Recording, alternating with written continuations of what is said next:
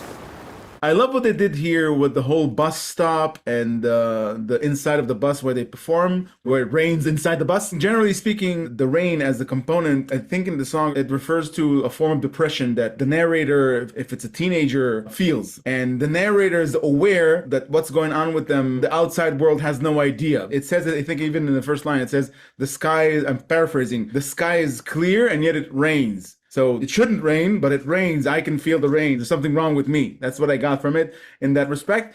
And when the bus was filling up with water and they're performing in the bus, it had me thinking about that whole period in a teenager's life where they're stressed out. So their mind tends to wander while they're in public transportation, while they're sitting in a bus and they're driving around town, maybe to school or from school, and their mind tends to wander. And these emotions, depression, and all the teenage angst that we mentioned before, they tend to creep up. I think that's the seriousness that I got from the subject matter. Aside from that, I really love the performance, and I love how they stopped in the middle of everything to show you a little something. It's like it almost turned into a short film, like a low moment in somebody's life. I'm guessing it's the narrator. I have no idea what happened there. Maybe it was a diary, maybe it was some sort of breaking point for them, and then somebody was reaching out to help or to acknowledge that they exist or something that symbolizes that. I thought the whole section there was kind of beautiful, and it fitted the message that I think I got from the song so far. Beautiful so far, yeah. That first line that you referred to, a rainy day with a clear sky, that kind of contradiction. The next line said, it's just like how I feel and it's weird. Young people do have all these contradictions going on in their head, in their physical body, everything is all over the place. So there's a lot of confusion. And I think that's the world that the narrator is kind of living in at that time. There is sort of a beautiful kind of storytelling thing happening here in the music video, which is really cool. As you described with the bus and everything, at that part when everything went quiet, she wrote something down in her diary there, or that notepad or whatever you want to call it, and said something about that basically things are going to get better. An awareness that this is a phase that they're going through, that this isn't going to go on forever. So it's like, just be patient and things will improve. And I like that because it gave a positivity to the whole negative thing. And then the other person coming and handing them the book and having a conversation also showed that there are other people who understand what you're going through. You're not on your own. You can talk to people. The line, I think it said something like, once the rain stops falling, tomorrow will arrive. Like, that's a certainty telling you that that's gonna happen. You know it's gonna happen, so don't get too low within what's happening with you right now. I thought that was really cool, and a really cool message for young people as well, which is obviously who this song is addressed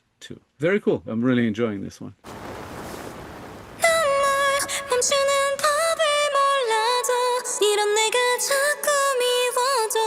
잠시 멈춰 눈물을 삼키고 일기 책 속에 적어놓았던 잘 지내나요란 말 위에 적어봐요. 이젠 잘 지낼게요. 잘 지낼게요.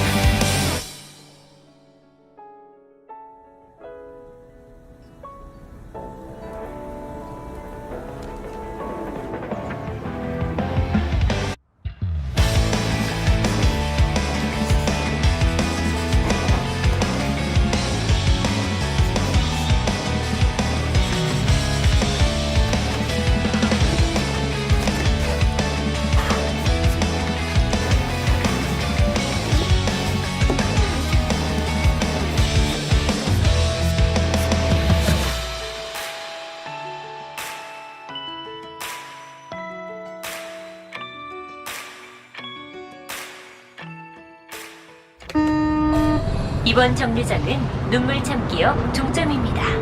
잊으신 리듬이 없는지 확인하시고 웃는 하루 되시길 바랍니다. 아, 종점이 아니네요. 다음 정류장은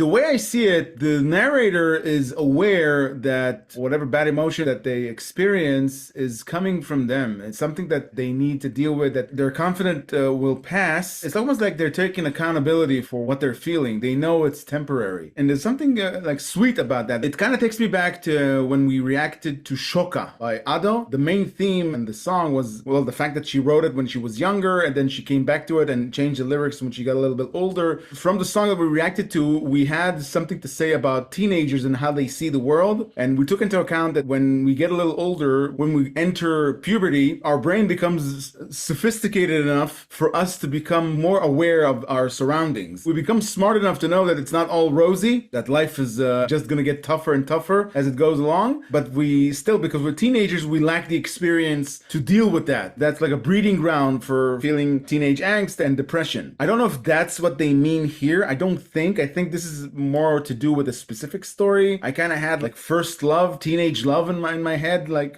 floating there, because there are what feels like breadcrumbs that try to make us look in a certain direction to a certain place, like the title of the song, Dear. I don't know if that's what they meant. It said it at the end, like it's a final stop of the bus, like they're supposed to get off on a stop called Dear. I don't know what that has anything to do with the story. I feel like I'm missing something that is specific to what they're trying to show us. So taking that into account, I still hold the whole accountability thing and the fact that whatever negative emotions that the narrator feels, they are aware that it's going to pass. Well, they pretty much say so. And at the end of the song, there's a line that says, I think I'll be okay now. I'll be okay. It's like they realized they're not the only ones feeling the way they're feeling. Other people have been through it. It's painful. It's unpleasant. It's a struggle, but it will get better. So I think that's the kind of overall lesson in this whole song. I think the thing with the bus stop, the station called Dear, is an interesting thing. I don't know if it's an actual station called Dear that we don't know about, or it represents the word dear, but saying that whoever this dear is, whoever this person is, if she is actually, the character is actually pining for someone or something like that, they're just a stop in her life, just another stop on the way to somewhere. And that's kind of basically helping us understand that anything we're feeling, anything we're going through,